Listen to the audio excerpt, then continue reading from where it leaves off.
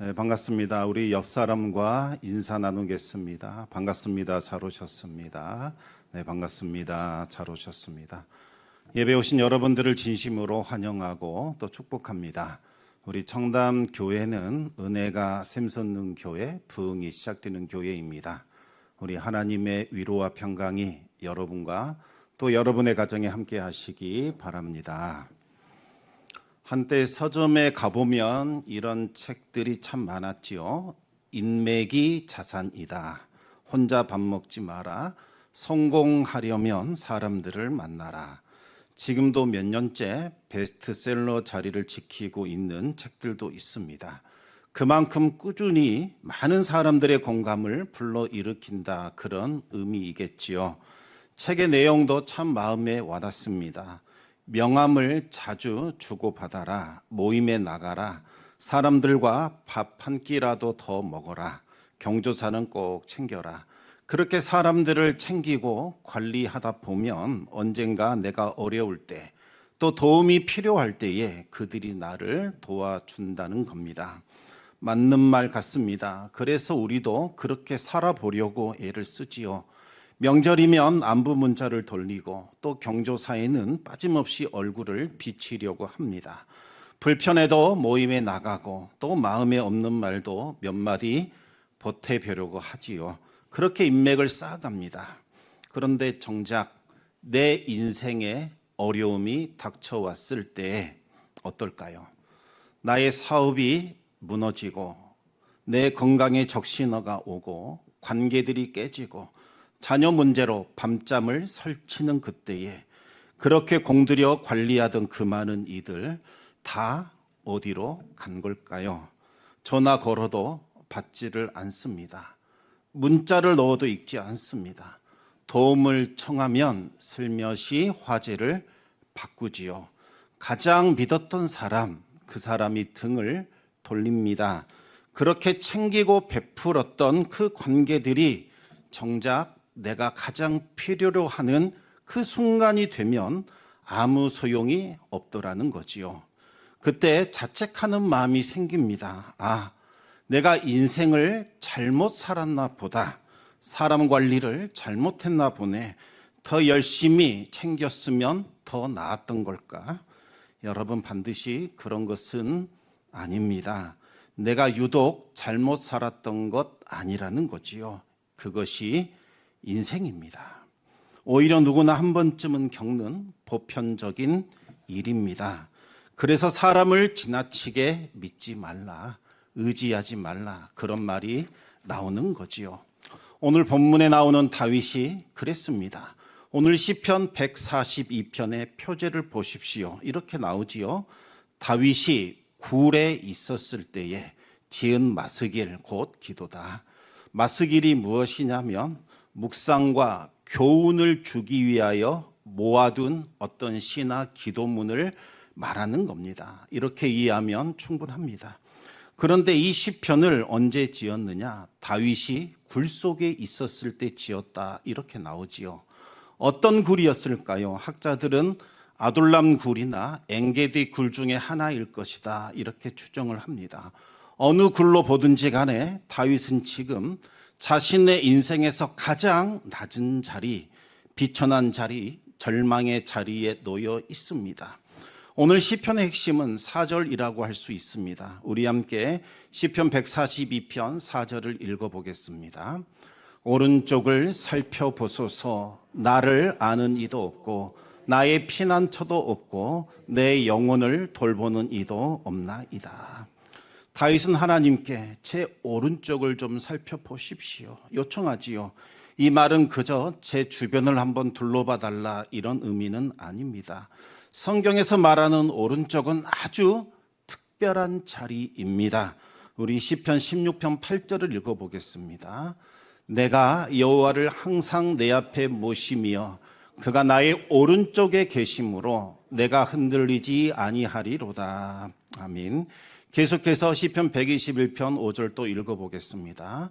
여호와는 너를 지키시는 이시라. 여호와께서 내 오른쪽에서 내 그늘이 되시나니.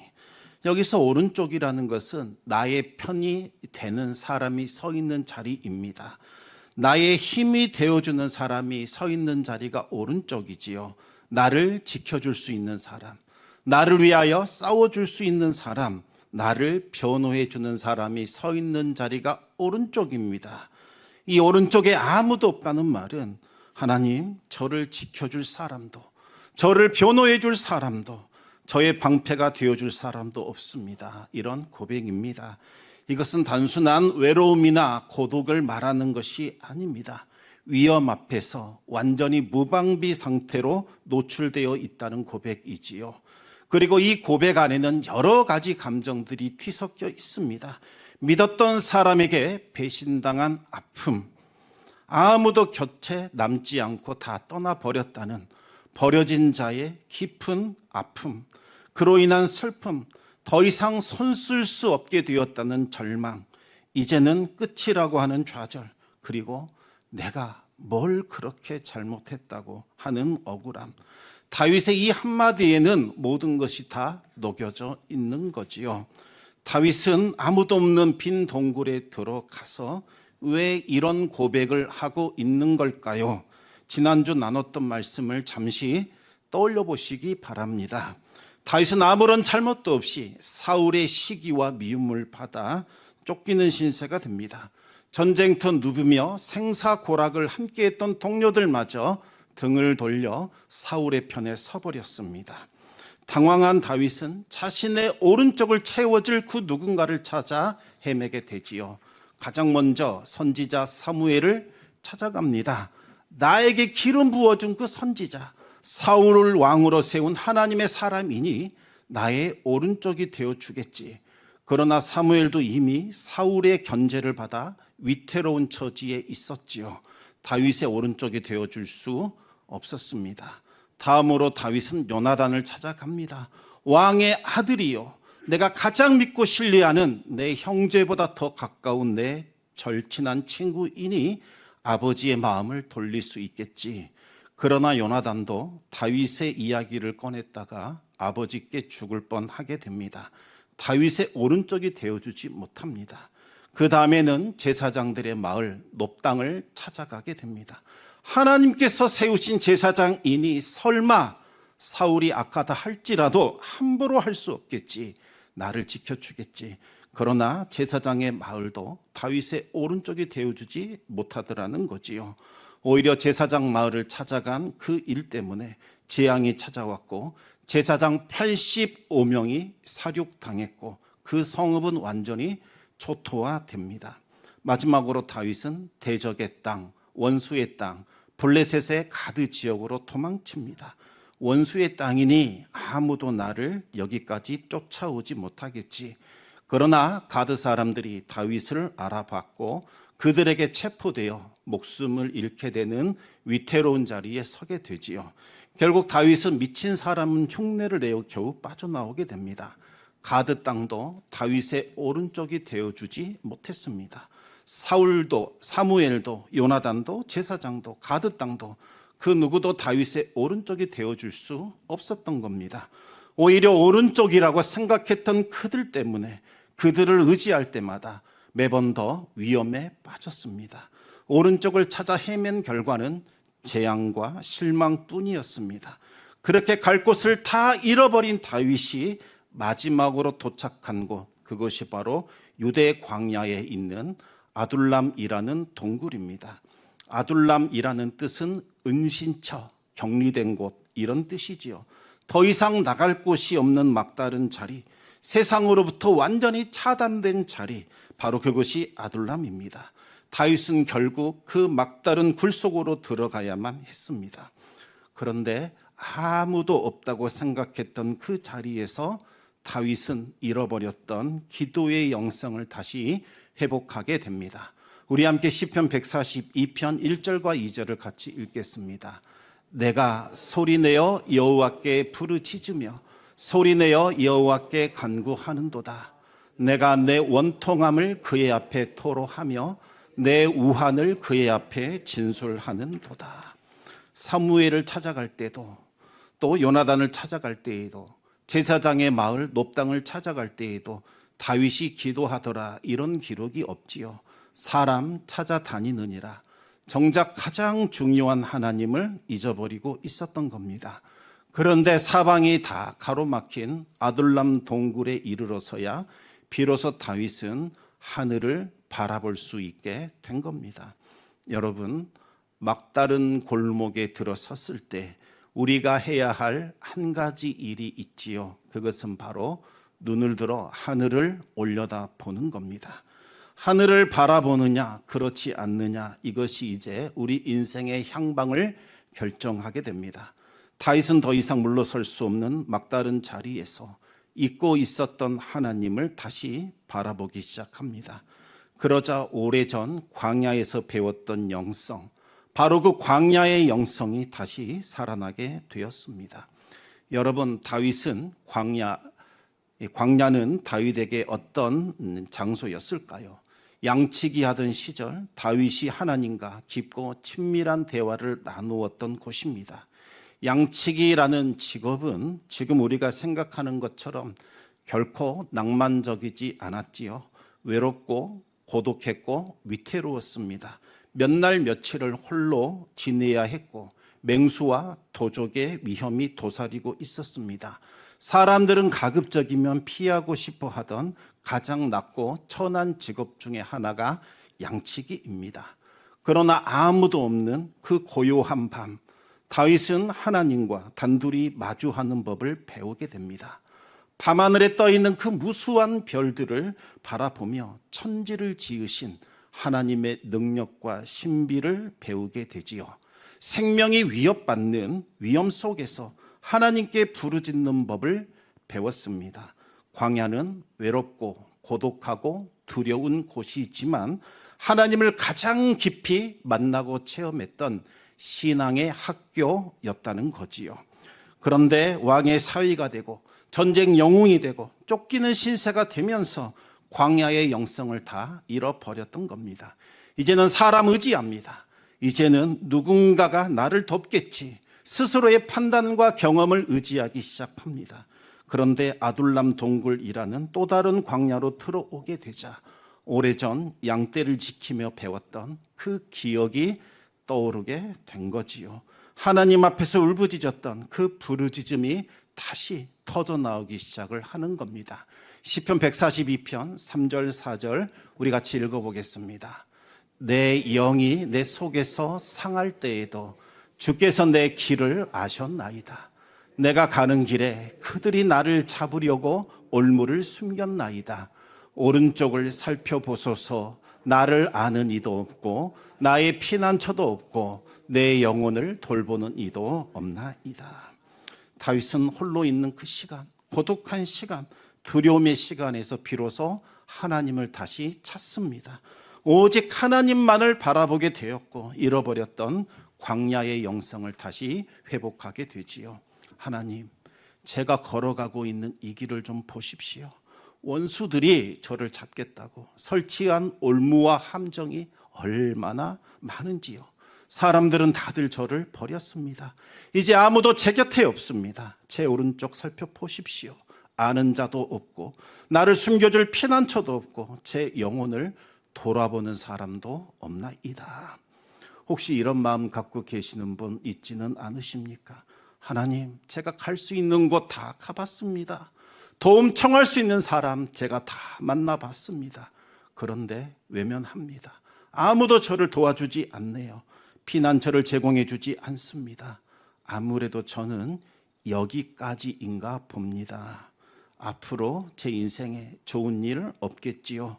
더 이상 아름답고 화려한 날은 영영 오지 않을 것만 같습니다. 하나님, 두렵습니다. 외롭습니다. 고독합니다. 다윗도 마찬가지였습니다.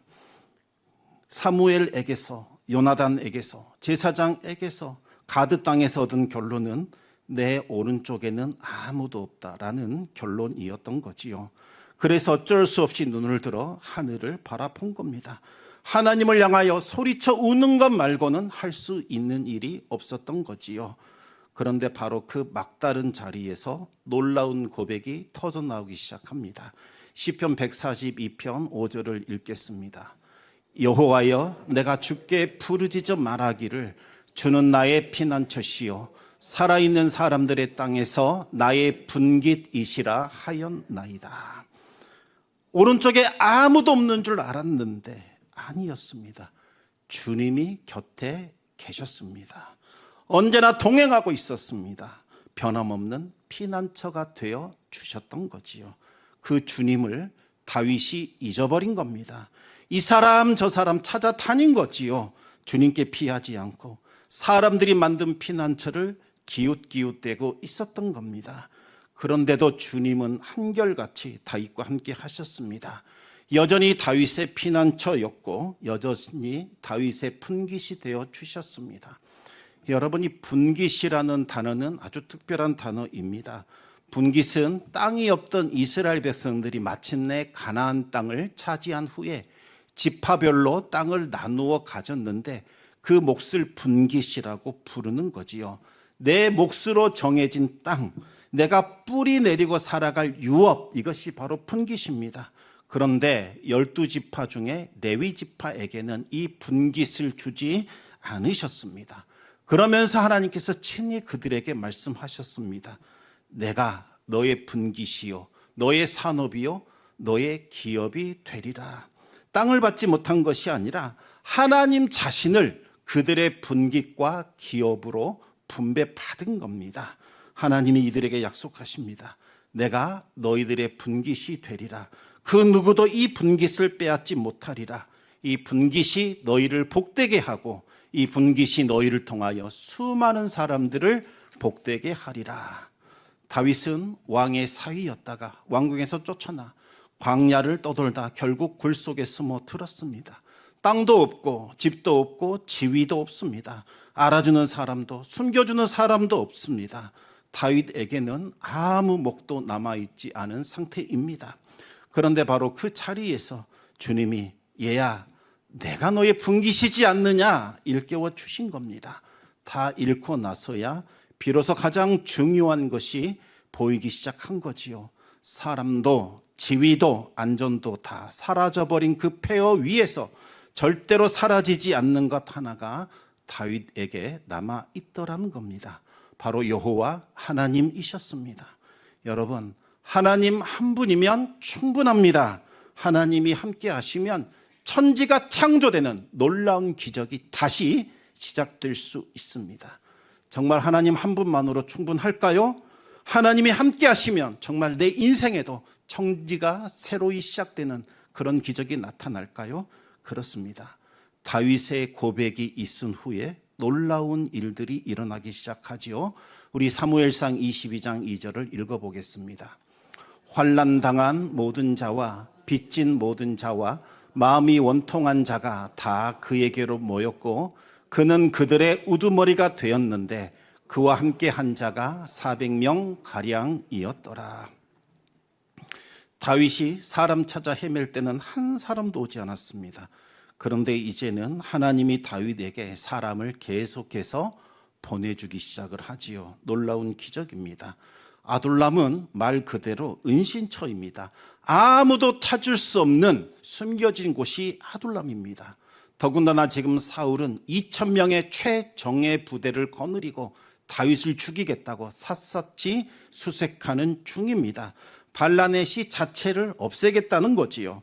다윗은 과거 광야 생활을 통해 알고 있었던 그 은밀한 곳, 바로 은신처로 숨어 들었습니다. 아무도 알 수 없는 곳입니다.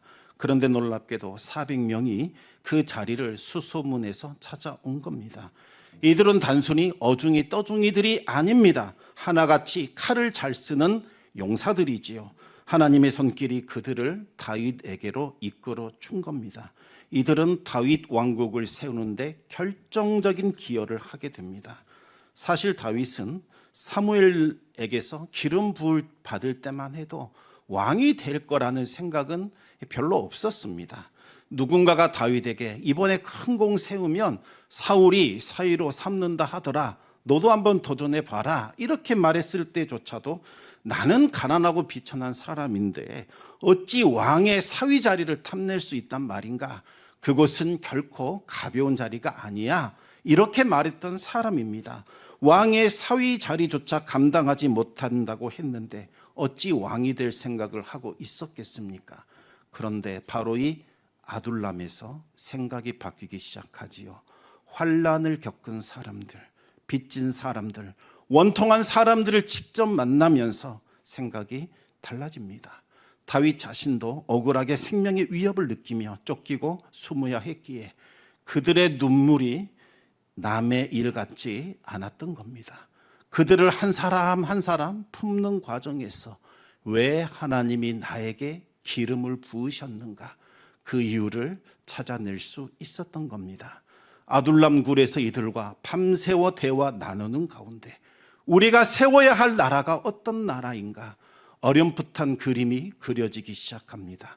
하나님을 경외하는 나라, 하나님을 진정으로 예배하는 나라, 원통한 사람들의 눈물을 닦아주고 하나님의 공의가 실현되는 나라, 그 나라를 꿈꾸기 시작하는 거지요.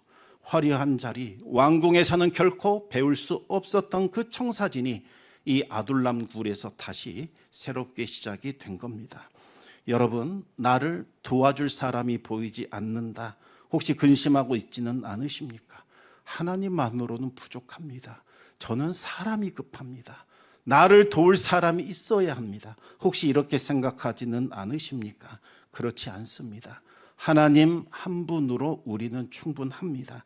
하나님이 해결해 주실 수 있습니다. 하나님은 우리에게 필요한 사람을 붙여주시고 우리의 환경까지도 바꿔주시는 분이십니다. 그렇다면 하나님은 어떻게 이 다윗의 환경을 바꿔주셨을까요? 다윗이 400명의 사람들과 함께 힘을 모아 사울을 쫓아내는 역성혁명을 일으킨 걸까요? 아니지요.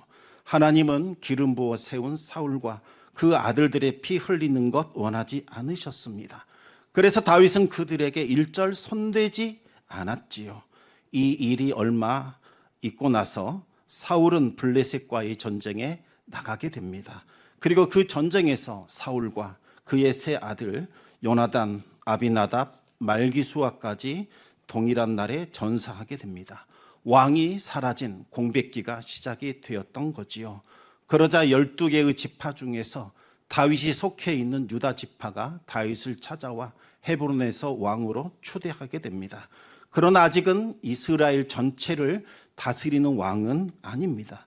7년의 시간이 더 필요했습니다. 그러나 다윗은 칼을 들고 나머지 지파들을 정복하러 다니지 않았습니다. 시간이 흐르자 사울 왕조에 속한 11개의 지파가 내분을 일으켜 스스로 무너지게 됩니다. 결국 이스라엘 온 지파의 장로들이 헤브론으로 찾아와 다윗을 왕으로 추대하게 되지요. 다윗은 형제들의 피를 흘려 나라를 빼앗은 것이 아닙니다. 하나님이 주신다고 하셨으니 하나님의 때를 믿고 기다린 겁니다. 하나님께서 친히 사울의 집을 무너뜨려 주셨고 백성들의 마음을 움직여서 다윗을 찾아오게 하신 겁니다.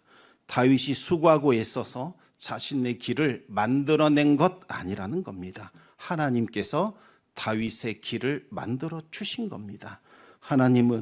다윗은 하나님을 믿고 바로 그 길, 생명의 길, 진리의 길, 의로운 길을 걸어갔을 뿐입니다. 성도 여러분, 기억하시기 바랍니다. 하나님의 일은 하나님이 하시는 겁니다. 우리는 기도보다 성령보다 앞서면 안 됩니다. 하나님의 때에 하나님의 방식으로 이루어 주십니다. 하나님은 우리보다 먼저 가셔서 우리가 가야 할 길을 평탄하게 만들어 주십니다. 필요한 것을 미리 준비시켜 주시고 때가 되면 우리에게 채워 주십니다. 우리의 대적을 꺾어 주시고 우리를 승리로 이끌어 주십니다. 혹시 지금도 오른쪽을 살펴보면서 아무도 없구나 절망하는 분 계시지 않습니까?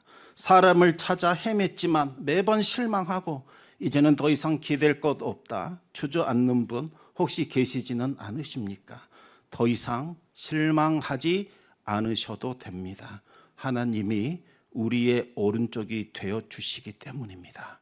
하나님은 한순간도 우리를 떠난 적 없으시고 하나님은 우리를 버린 적 없으시고 하나님은 우리를 돕지 않으신 적이 단 한순간도 없습니다. 다윗처럼 그 하나님을 찾고 불러보시기 바랍니다. 주님은 저의 피난처이십니다. 주님만이 저의 분깃이십니다. 이 고백을 드릴 때에 하나님의 세미한 음성이 여러분에게 들려올 겁니다. 염려하지 않아도 돼. 나는 늘 너의 오른쪽에 있었단다. 단 한순간도 나는 너를 떠나지 않았지. 나는 너를 버린 적도 없었단다.